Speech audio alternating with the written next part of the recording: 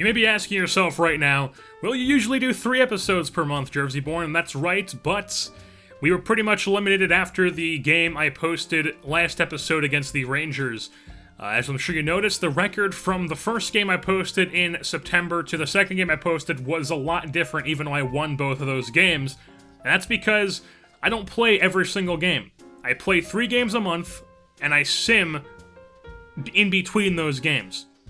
And I guess during those sims, the team just decided to shit the bed, and they are not going to be making the playoffs. So the Oakland Athletics finished the season at 81-81. Despite all those trades I made, despite the signings I made in the regular season, our bats just could not produce, and our pitching, even at the end of the season, was losing us games because we were losing games just by ridiculous scores because our pitching couldn't stop anybody's hitting. It was ridiculous, and our team just slumped at the end and could not get the job done. So 81-81 is our final record. We did not make the playoffs. And the A's finished 3rd in the AL West. That's 4-6 in their last 10. And a big reason why we did not make the playoffs was we only went 32-44 in the division, which you can't really be doing. You've got to do better than 32-44 in the division, especially if you want to make the playoffs. That was 17 games back in the AL West because the Angels just dominated everybody and they were the first place team. And we were 6 games back in the wild card, and we weren't even like the 3rd place team in the wild card. We weren't even like the team that just missed out in the playoffs. We were like, I think like the 2nd or 3rd team that didn't miss out in the playoffs.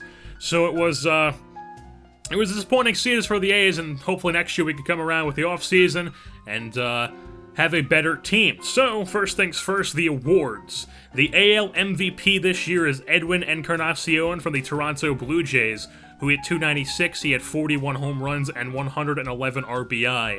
The AL Cy Young Award winner was Masahiro Tanaka from the New York Yankees. He went 20-5 with a 2.20 ERA and 218 strikeouts. I'd say that's definitely Cy Young worthy. Reliever of the year was the fireballer for the Los Angeles Angels, Aroldis Chapman. He led the league in saves with 50 and 1.58 ERA, while the Rookie of the Year in the American League was none other than the Oakland Athletics' own Monty Mason. 265 average, 13 home runs, and 53 RBI gets him the AL Rookie of the Year in 2018. So then the Silver Slugger is also one of these Silver Slugger outfielders is another Athletic, in Chris Davis, who hit .270 with 32 ding-dongs and 83 ribbies. So Chris Davis picks himself up a Silver Slugger. I believe that's his first Silver Slugger since being on the team, because usually there'd be guys who have like 100-plus RBI and like 40-plus home runs in the outfield.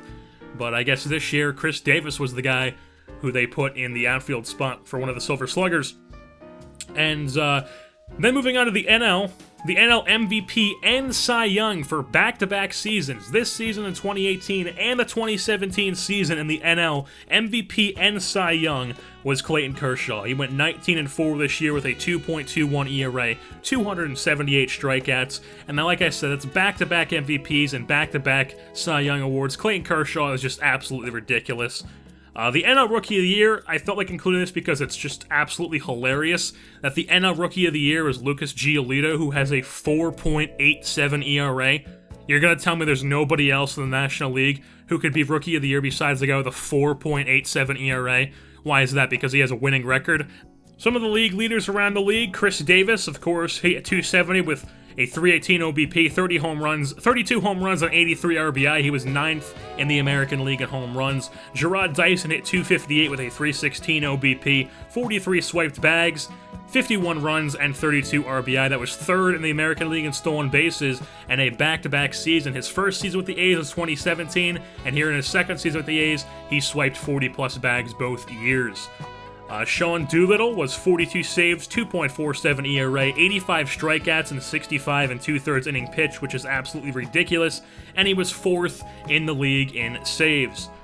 Sonny Gray was 11-9 with a 2.89 ERA, 194 strikeouts, and he was 5th in the American League in ERA, which is pretty darn good.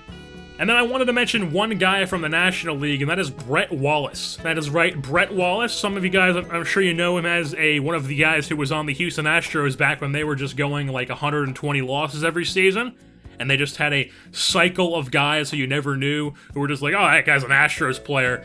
He was their first baseman one of those years. I think it was like 2010 or something like that. Brett Wallace somehow hit 250 with 36 home runs and 104 RBI with the Pirates this year. I don't know how, but he did. As far as the World Series goes, the Toronto Blue Jays beat the Los Angeles Dodgers 4-2 in the 2018 World Series, and what do you know? Another former Oakland Athletic is a World Series MVP. The first year of this franchise, Addison Russell won the World Series MVP as a member of the Chicago Cubs, and now Josh Reddick, who we let walk in free agency after Season 1 because we did not think it was worth signing him, and I still stand by that statement because I didn't want to give him that much money, and he would just take up a spot that we already have with people in right now. And Josh Reddick won World Series MVP with the Toronto Blue Jays. Now moving on to retirements, the A's had a couple retirements, nobody really big except for Ryan Madson, who had a pretty good season. Adam Snare was a guy who I had in AAA as a catcher, who he could be a depth guy for Roman Benitez. He had a pretty decent bat, not exactly the best defensive catcher, but he had a decent contact bat. He'd be able to hit there, and he could play a few of the different positions, but he decided to retire because of like poor free agent market or whatever reason they have in this game. And retirements, let me go a little bit of ranting here. Retirements are definitely the worst part of MLB The Show, and they've been like that for years, but don't relay that to anybody who's a community manager because they can't be wrong, and there's nothing wrong with the game, and since they think that, they can't ever be wrong because ego. Anyways, Ryan Madson had a 2.12 ERA, 29 innings pitched, 29 and 2/3 inning pitch, and 30 strikeouts. Now, he didn't exactly pitch a ton of innings. He was 38. I'd say that's pretty realistic that Ryan Madson retired. But Adrian Gonzalez, 288, 353 OBP, 36 home runs, 107 RBI, and he retires. He's still absolutely dominating. He's still an amazing player, and he just leaves. He just retires because he hits a certain age in the game. I was like, oh, can't play past that age. And then Brett Gardner, 293 average, 357 OBP, 12 home runs, 62 RBI, 18 stolen bases. He's still on the same pace he was in 2014. Still getting the same amount of stolen bases. He's still a mid-80s overall. He still has a absolutely lights-out OBP. Not lights out, but he still has an above-average great OBP. He's basically hitting 300 at 293, but he hits a certain age and the game goes, oh, time to retire. Kendrys Morales basically hit 300, 299 average, 379 OBP, 28 home runs, 109 RBI, and he just retires because what? Hit a certain age, time to retire because the game says so. But like I said, don't relay that to any community manager because they can't be wrong, and that's impossible. That the game has problems, and they think the game doesn't have any problems, but they can't be wrong because ego, and ego. Now that that's over with, let's move on to the re-signing phase, where we re-signed Rafael Montero to a 2-year, $5.3 million contract to be our number 5 starting pitcher. Sean Doolittle was offered a qualifying offer, but he did not accept it, so we were going to get a draft pick next year for Sean Doolittle for whatever he signs. Peter Scott was re-signed to a 2-year, $1.6 million deal. Sean Andino.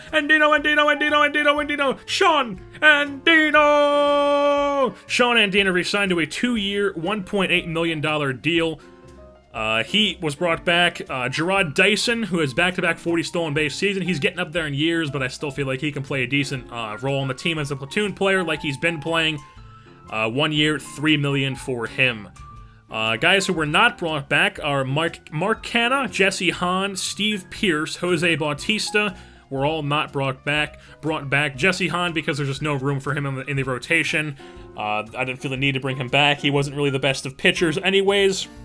Steve Pearce was only on a 1-year deal, did not do anything special last year. Just really wasn't really good. Bautista, he had a decent start of the season, like a decent first month. And then the rest of the season, it was just like, well, your power has just gone down so much you literally can't even do anything. You're just completely useless. And, yeah, but Mark Canha is definitely the one where it's just like, that guy, his attributes are just, he should be one of the better players on the team, but he's just not. He can never actually perform, so Mark Canha was not brought back. So now moving on to free agency, where we made a splash this year. Went out and we signed A.J. Pollock. The outfield class this year in free agency was absolutely insane. In left field, you had Michael Brantley, who's like a 90-plus overall. In center field, you had Andrew McCutchen, you had A.J. Pollock, and you had Adam Jones. In right field, you had Bryce Harper and you had Matt Kemp. It was just stacked all around, and we decided to go out and sign A.J. Pollock as a center fielder because we didn't want to go spend a bucket load of money on McCutchen or Harper or Brantley. So we went out and just signed Pollock to a 2-year, $28 million deal. He's 31 years old, so that'll end at his 33-year-old season. He's had around 30 home runs, 90 RBI, and 30 stolen bases in the past 3 seasons. That's pretty confident that he's going to be able to keep that up and be a productive player with us. Because, like I said, he's had basically 30 home runs, 90 RBI, and 30 stolen bases in the past 3 seasons. And he's basically hit 300 in the last 2 seasons. So he's going to be a pretty good pickup, if I do say so myself. Chris Iannetto has been signed to a 1-year, $4 million deal to be a depth catcher in the minor league system. He'll start out in AAA, as Benitez will be in the major leagues. Iannetto will start out in AAA. He's 35 years old, and I basically signed him because he gets on base. He's not an awful defensive catcher. He's not the best either, but he also gets on base a lot. In 2018, he had a 376 OBP. In 2017, he had a 352 OBP. And in 2016, I don't know what he was doing that year, but he had a 477 OBP. Now, none of these years, he was the starting catcher. He was always a role player on any of these teams, but I'll still take that because that's what his role is going to be on our team, is he's going to be a depth guy if Benitez gets injured, which is pretty much inevitable at this point that he's going to get hurt. Fernando Abad was signed to a 1-year, $1.5 million deal to be a lefty arm into the bullpen. Nothing really big there. He's just another guy to have in the bullpen. Tony Watson is the second biggest signing we had this offseason. I'd say definitely him and Pollock. Debatably, you could debate back and forth if Pollock was the better one or Watson was the better one or bigger one. Watson was signed to a 2-year, $12.5 million deal. He's 33 years old. He's been the setup guy in Pittsburgh for the past few seasons, and he had a 1.7 ERA and a .88 WHIP last year, a 2.08 ERA and a 1.18 WHIP in 2017, and then in 2016 he had a 2.11 ERA and a 1.07 WHIP. So the guy has just been lights out in the setup role, so I'm hoping that since we're not bringing back Doolittle, he's going to take over as that closer spot, and he's going to be able to be pretty darn good in the closer spot, since we're giving him his first MLB opportunity to be an MLB closer.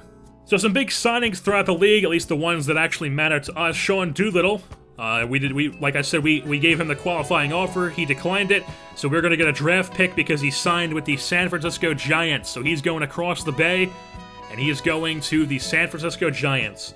Shelby Miller, another guy that the Angels are going to give a bunch of money to, 4 years, $58.7 million with the Los Angeles Angels.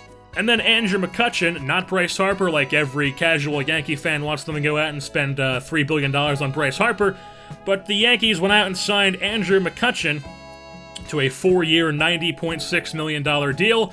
So Andrew McCutchen, he was injured last year, so that's why the numbers you see on the screen are a bit down, but he's been signed to a big contract with the New York Yankees to be on the Yankees.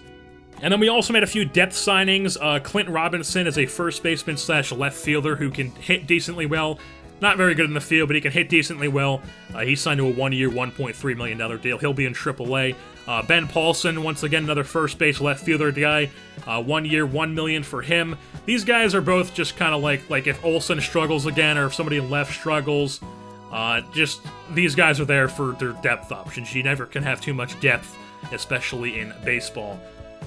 Preston Tucker was signed to a 1-year, $1.8 million deal. Now, I'm sure you guys are like, Preston Tucker, that guy's a pretty darn good young player for the Houston Astros in real life. But not in this.